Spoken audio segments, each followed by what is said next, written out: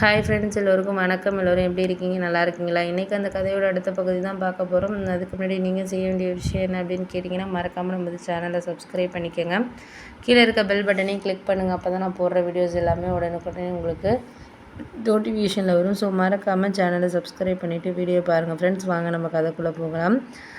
அடுத்த இதை நம்ம எதையுமே இந்தந்த நேரத்தில் இதுக்கான இதுங்கிறத நம்ம நேரத்தை நம்மளுக்குன்ட்டு ஒதுக்கிக்கிட்டால் தான் நம்மளுக்கு அதுக்கான ஒரு சந்தோஷங்கிறது கிடைக்கும். அதை விட்டுட்டு நம்மளுக்கு இதில் தான் நம்மளுக்கு இது பண்ணுவோம் செய்வோம் அப்படின்னு சொல்லிட்டு நம்ம எதிர்பார்த்துக்கிட்டு இருந்தோம்னா கண்டிப்பாக அதுக்கான இதுங்கிறது நம்மளுக்கு கிடைக்காது. அதே மாதிரி தான் நானும் இருந்தேன். ஒரு 2 வருஷமாகவே ஒரே வேலையில் இருந்துட்டு நான் வேறு வேலையெல்லாம் மாற மாட்டேன், இதுவே எனக்கு போதும் அப்படின்னு சொல்லிட்டு தான் நான் இருந்தேன். ஆனால் எங்கள் வீட்டில் என்ன சொல்லிட்டாங்கன்னா, இதே இதில் இருந்தேன்னா கண்டிப்பாக உனக்கு எந்த ஒரு விஷயங்களும் கிடைக்கிறதுங்கிறது கஷ்டம். கொஞ்சம் வேறு ஒரு விஷயத்துக்கு மாறுதலாக இது பண்ணி தான் ஆகணும் அப்படிங்கிற ஒரு சூழ்நிலை வர்றப்போ அதை நம்ம பயன்படுத்திக்கணும். இப்போ உனக்கு ஒரு வாய்ப்பு வந்திருக்கு அப்படிங்கிறப்போ அந்த வாய்ப்பை பயன்படுத்திக்கணும். நீ தான் அதுக்கான ஒரு இதாக இருக்கணும் அப்படிங்கிற மாதிரி சொன்னாங்க. நான் அதுக்காக இது பண்ணிட்டேன். சரி, ஓகே, நம்மளுக்கு இந்த நேரங்கிறது இதை நம்ம இது பண்ணிக்கிட்டு செய்யணும் அப்படிங்கிறத தான் நான் முடிஞ்ச வரைக்கும் நான் பார்த்துக்கிட்ட ஒரு விஷயங்கிறது. பார்ப்போம், எதாக இருந்தாலும் நம்மளுக்கு இதுக்கு கிடைக்கிறதுக்கான டைமிங்கிறது நம்மளுக்கு எதாக இருந்தாலும் பார்த்து செய்வோம் அப்படிங்கிற மாதிரி நான் இருந்தேன். அதுக்காக நம்ம எந்த ஒரு இதுக்குமே இது காரணம் இல்லை அது காரணம் இல்லை அப்படின்னு சொல்லிட்டு நம்மளே ஏமாற்றிக்கக்கூடாது. அதுதான் நான் ஒரு முழுமையாக நம்பக்கூடிய ஒரு விஷயங்கிறது. நம்ம ஏமாற்றிக்கிட்டு நம்மளையும் இது பண்ணக்கூடாது. இது நம்மளால் முடியும் அப்படின்னு சொல்லிட்டு நம்புகிறோம் அப்படிங்கிறத தான் நான் இது பண்ணேன்.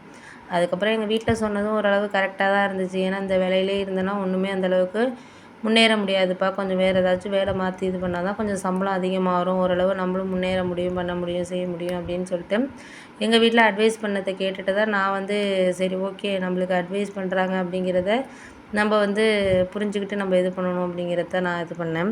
அதுக்காக நான் எந்த ஒரு விஷயத்துக்கும் காரணம் இல்லை அப்படிங்கிறது மாதிரி நான் சொல்லிக்கிட்டு இருந்தோன்னே உடனே அந்த விஷயத்துக்காக நீங்கள் எதைக்கும் கவலைப்பட வேண்டியதில்லை, கவலைப்படுறதுனால ஒன்றும் ஆக போகிறதில்ல, அதுக்கான ஒரு டைமிங்கிறது நம்மளுக்கு இதுக்கான டைமிங்கே இது பண்ணிட வேண்டியதான் அப்படிங்கிற மாதிரி நான் யோசிச்சுட்டு இருந்தேன். சரி, ஒரு 2-3 நாள் போகட்டும், நம்ம வேறு வேலைக்கு ஏதாச்சும் ட்ரை பண்ணுவோம் அப்படின்னு சொல்லிட்டு சொன்னோன்னே ட்ரை பண்ணலாம், அதுக்காக நம்ம ஒன்றும் இது பண்ண முடியாது, ட்ரை பண்ணுறதுனால ஒன்றும் இதாகிட போகிறதில்ல, பண்ண போகிறதில்ல, செய்ய போகிறதில்ல, அதுக்காக நம்ம தான் முடிஞ்ச வரைக்கும் நம்மளுக்கு எதையும் இது பண்ணணும் செய்யணும் அப்படின்னு சொல்லிட்டு நானாகவே ஒரு சில விஷயங்களை பயன்படுத்திக்கிறதுக்கான தருணங்கிறது நம்மளுக்கு வேணும் அப்படிங்கிறது மாதிரி நான் இருந்தேன். ஏன்னா அந்த நேரத்தில் நம்மளுக்கு அதுக்கான இதுங்கிறது நம்மளுக்கு கிடைக்கணும் அப்படிங்கிறத தான் நான் முயற்சி பண்ணேனே தவிர, இது நம்மளுக்கு சரியாக வரல அப்படின்னு சொல்லிட்டு நம்ம ஒதுங்கிட்டோம்னா அதுக்கான இது நம்மளுக்கு கிடைக்காது. அதனால் முடிஞ்ச வரைக்கும் நம்மளால் என்ன ஒரு இதையுமே செய்ய முடியாத விஷயங்களை நம்ம செஞ்சோம்னா மட்டும்தான் சரியான ஒரு இதுங்கிறது கிடைக்கும் அப்படின்ட்டு நான் எதிர்பார்த்தேன். அதுக்கேற்ற மாதிரியே எனக்கு ஒரு வாய்ப்பும் கிடச்சிச்சு. வெளிநாட்டில் ஒரு வாய்ப்பு கிடச்சிச்சு.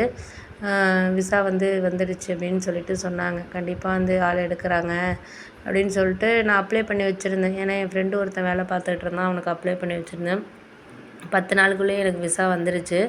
விசா வந்தோடனே எனக்கு ரொம்ப சந்தோஷமாயிட்டு. ஏன்னா அப்படின்னா நம்மளுக்கு இந்த ஒரு நேரத்தில் இது கிடைக்கிறதுக்கான தருணங்கிறது நம்மளுக்கு இருக்கிறதுக்கான இதுங்கிறது நம்மளுக்கு வேணும். அதை தவிர நம்மளுக்கு இந்த நேரத்து விஷயத்துக்கு நம்ம இந்த ஒரு இதை வாய்ப்பை பயன்படுத்திக்கணும் அப்படின்னு சொல்லிட்டு நானும் ஓகேடா, விசா எடுக்க சொல்லு அப்படின்னு சொல்லிட்டு அவன்கிட்ட சொல்லிட்டேன். விசா எடுத்ததுக்கு அப்புறம் தான் எனக்கு கொஞ்சம் நிம்மதியாக இருந்துச்சு. சரி, ஓரளவு நம்மளுக்கு சந்தோஷமாக தான் இருக்குது. நம்ம எந்த ஒரு இதையும் சரியான ஒரு இதில் நம்மளுக்கு கொண்டுட்டு போகணும், பண்ணணும், செய்யணும் அப்படிங்கிறது தான் நான் அதை உணர்வுபூர்வமாக உணர்ந்த விஷயம்னா அதுதான் அப்படின்னு சொல்லலாம்.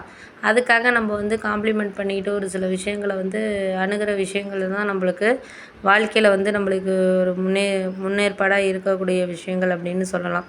அதனால் முடிஞ்ச வரைக்கும் நம்மளால் எந்த ஒரு இதையுமே பயன்படுத்திக்கிறதுக்கும் அதை பார்த்துக்கிறதுக்கும் செய்கிறதுக்கும் நம்மளால் முடிஞ்ச வரைக்கும் நம்மளுக்கு இதுக்கான இதை நம்மளுக்கு பார்த்துக்கணும், பண்ணணும், செய்யணும் அப்படிங்கிறத தான் நான் முயற்சி பண்ணிக்கிட்டு இது பண்ணிக்கிட்டு இருந்தேன். சரி, முடிஞ்ச வரைக்கும் நம்மளால் என்ன செய்ய முடியுதோ அதை பார்த்துக்கலாம். அதுக்கு அடுத்தது நம்மளுக்கு எதையுமே நம்ம உணர்வுபூர்வமாக ஒரு விஷயத்தை உணர்ந்தால் மட்டும்தான் ஏதாச்சும் நம்மளுக்கு நல்லது நடக்கும் அப்படிங்கிறது மாதிரி இருந்துச்சு. சரி, அதையே நம்ம பாயிண்ட் பண்ணுவோம் அப்படின்ட்டு நான் அதையே விசாலாம் வந்துருச்சு. ஒரு 10 நாளில் கிளம்புற மாதிரி இருந்துச்சு. அதேமாதிரி கிளம்பியாச்சு. கிளம்புனதுக்கப்புறம் எனக்கு வந்து கொஞ்சம் கஷ்டமாக தான் இருந்துச்சு. ஏன்னா முதல் முறையாக நம்ம வந்து பிரியிறோம் அப்படின்னோன்னே.